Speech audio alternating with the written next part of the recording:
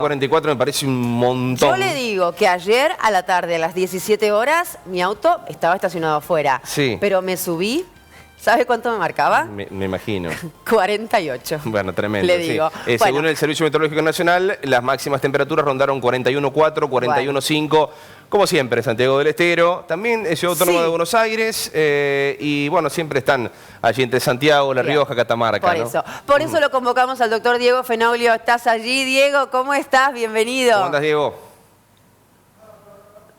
A ver si lo habilitamos el audio de Diego. El audio. Ahí estamos, ya lo estamos escuchando al doctor, para hablar acerca de los cuidados en estas épocas de altas temperaturas, doctor. Siempre Diego está presente allí para hablar un poco sobre este tema. ¿Cómo nos cuidamos, Diego? Sí, bueno, es un tema bastante importante. Yo creo que uno a veces no toma la conciencia de lo que implica estas altas temperaturas. Uno quiere seguir haciendo la vida como la venía haciendo normalmente y bueno, hay algunas cosas que, sobre todo en los horarios de mayor calor, de mayor sol y todo ese tipo de cosas, hay que evitarlas. El cuerpo en sí, ¿no es cierto?, tiene unos mecanismos con los cuales se adapta a las altas temperaturas, ¿no es cierto? Empieza a influir, digamos, a intercambiar el calor, por ejemplo, o con el agua, con el ambiente, con las mismas ropas o con determinadas cuestiones inherentes a la sudoración. Son todos los mecanismos que el organismo utiliza como para perder calor cuando la temperatura del ambiente es mayor que la temperatura del cuerpo, 35, 37 grados nuestra temperatura. Entonces empieza a ocurrir todo este tipo de mecanismos como para tratar de equilibrar y no tener que sufrir complicaciones en los órganos más importantes que tenemos en el cuerpo, ¿no es cierto? Sí. Y bueno, y a raíz de eso, bueno, empiezan a tener que tomar medidas, sobre todo aumentar el consumo de líquido, porque uno de los mecanismos es la evaporación, la sudoración, ¿no es cierto? Nosotros transpiramos para perder calor. Entonces tenemos que consumir más líquidos en el día, sobre todo con estas altas temperaturas. Evitar exponerse al sol en las horas pico y en las horas de mayor calor, obviamente. Estar siempre en lugares en donde la temperatura sea menor de los 30 grados, o sea, 24, 25 grados, como para que el cuerpo se sienta más confortable. ¿Sí? Reducir la actividad física, obviamente, en esos horarios, tratar de no hacer en horarios donde la temperatura sea acorde. Ingerir más frutas, más verduras que tienen más líquido, evitar las comidas copiosas, comidas con muchas calorías, o azucaradas, o todo lo que es alcohol. ¿Por qué? Porque también te termina quitando líquido al organismo, entonces son pautas que debemos conocer. Sí, Diego, siempre hablamos y preguntamos sobre todo por los adultos mayores y los niños. Cómo cuidarlos. Me imagino que, como explicaste vos recién, mucho líquido, no exponerse al sol, pero ¿cómo los cuidamos a esas personas?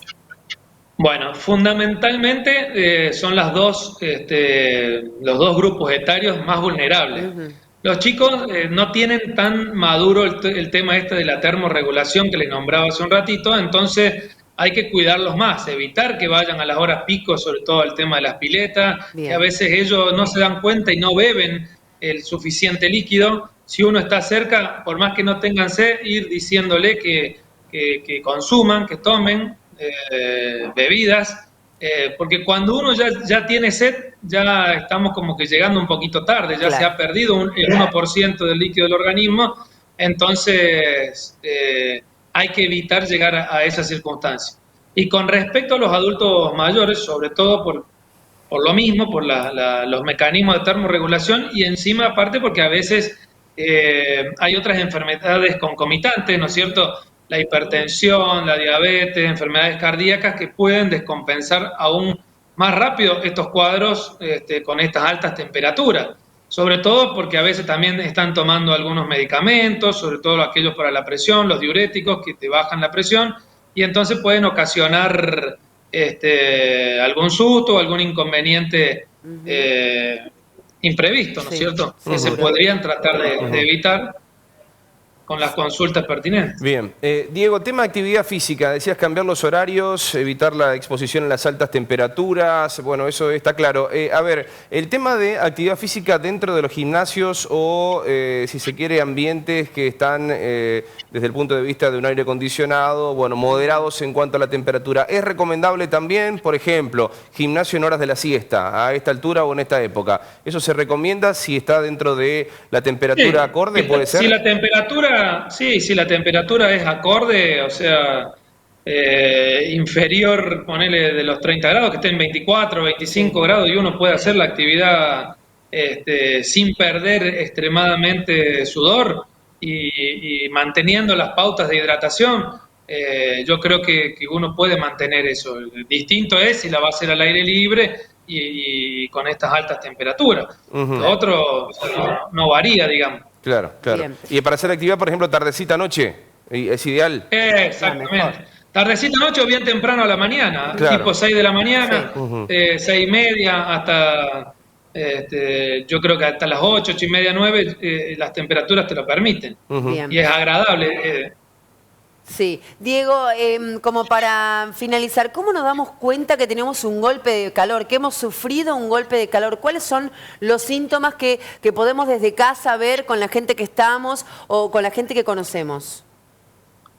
Y bueno, uno empieza a notar sobre todo alteraciones neurológicas como de sopor, que es un estado confusional, Bien. que uno no se siente bien, está como aletargado, adormecido, puede elevar la temperatura, inclusive puede hacer fiebre, la temperatura de la piel uno la nota muy seca y caliente, puede haber hasta convulsiones, puede haber hasta compromisos arrítmicos, todas cuestiones generales que obviamente ya el organismo no está controlando la temperatura y se pueden ver compromisos de los órganos más importantes del organismo, hasta disminuir el tema de la diuresis, la orina, son todas cosas a tener en cuenta. Y lo más importante, si uno está ante un cuadro de estos y no tiene algún centro de salud cerca, obviamente es tratar de refrescarlo, llevarlo a un lugar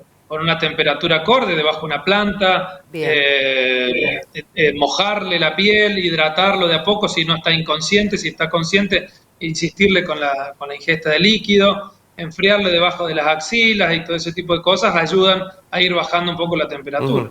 Diego, la última de mi parte y para ir cerrando. Estamos en un momento también de... no sé si el término es esto de mucha confusión, porque si hay fiebre ya enseguida lo relacionamos claro, con lo que COVID. estamos atravesando. Entonces cualquier cosita, consultar rápidamente al médico, es así. Coronavirus. Claro, todo es coronavirus. Sí.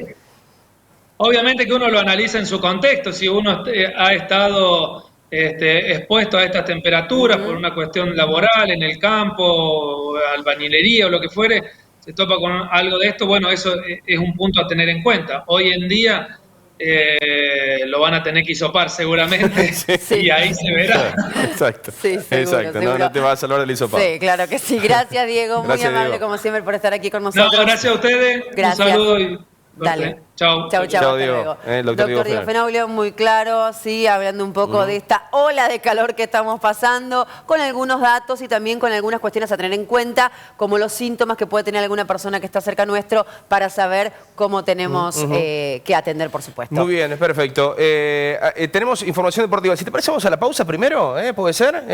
La vamos Bueno. a marcar de esa manera. Vamos. Vamos a la pausa, estimado.